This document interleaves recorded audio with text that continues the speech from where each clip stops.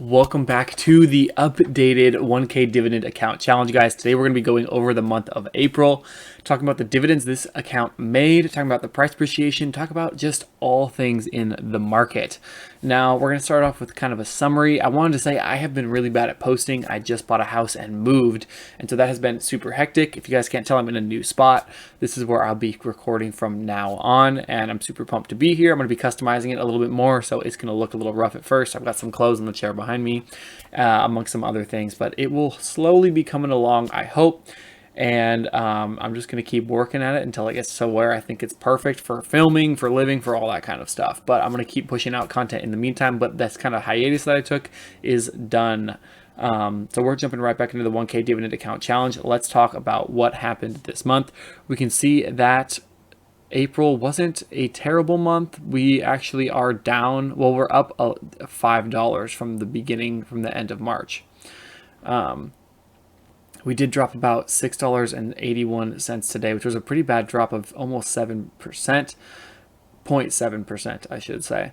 And so definitely a rough day in the market, but overall, I'm kind of happy that it came back up because it was at some lows of $9.50. And of course, we started with that $1,000, so we're $7 off that mark. And it actually did hit $1,000 again in April just a couple of days ago, which I like to see, but now of course we are selling off again. Let's go back down and see what we are looking at price wise. Our worst losers still MPW and ABR. MPW has just been sitting in this spot. It's paying a super high yield because it is so beaten down, but very speculative, this one with the dividends.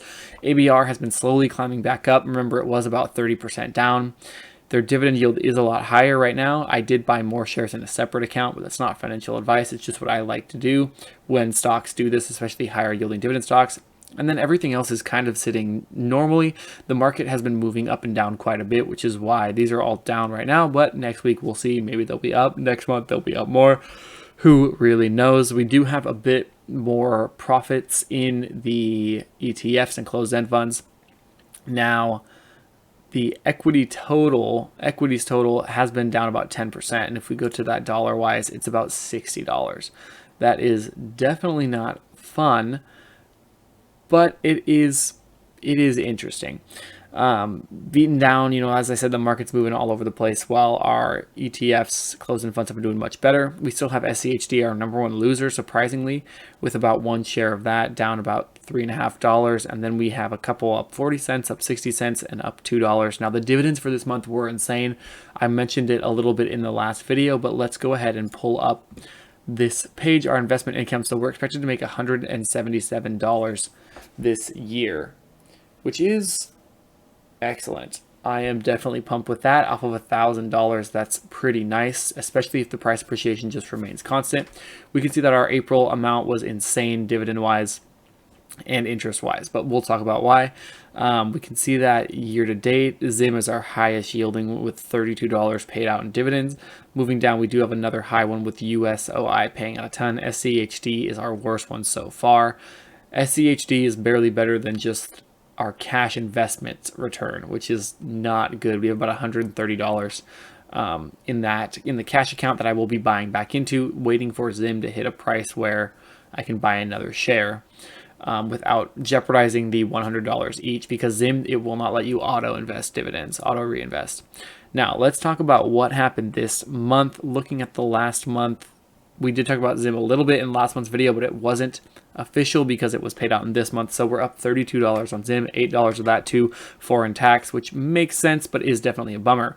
PFLT paid out 81 cents and that reinvested. ARCC paid out $2.40 last month, and it waited to reinvest until, I don't know why, the 3rd of April, which is strange, but I'm not including that in this month because it was paid out last month and only reinvested this month.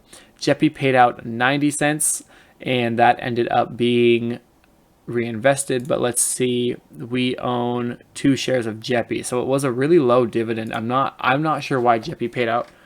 No, that wasn't too low. USOI was the low one for the month. JEPI paid out 90 cents.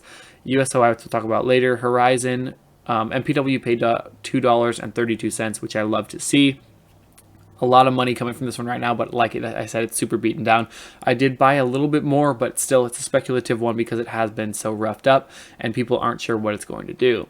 HRZN, Horizon Tech, a little BDC, paid out about 90 cents, which is pretty phenomenal because it is on the smaller side, but JEPI and Horizon, JEPI, there's 2 shares, and Horizon was 8 shares. So you definitely, it's interesting to see that they ended up paying almost about the same.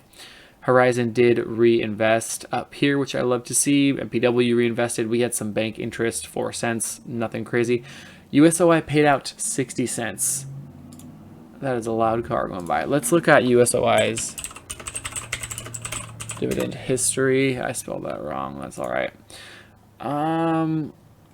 Let's go to the NASDAQ version. I am hesitant with this one, but we'll see. Yeah, so they had a pretty bad drop. Now, they were paying out extremely high each month, but since then have dropped down. Now, this is still a lot more than they used to pay.